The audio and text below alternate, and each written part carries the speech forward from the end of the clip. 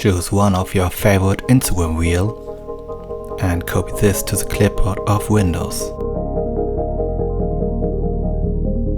Now Video Downloader X detects the link in the clipboard and allows you to analyze this video. Just click on download and the progress begins.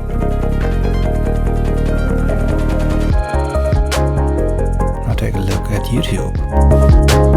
It's the same way, just choose your favorite video and copy the link to the video to the clipboard of Windows. Now as you know it, YouTube Video Downloader X detects the link and allows you to analyze the video. Now choose the quality of the video you want to download. It's also possible to download only the audio and save it to MP3.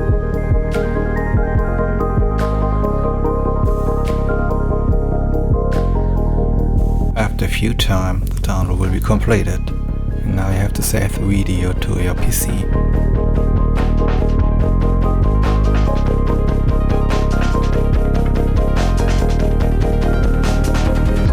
And here it is, your downloaded video on your PC.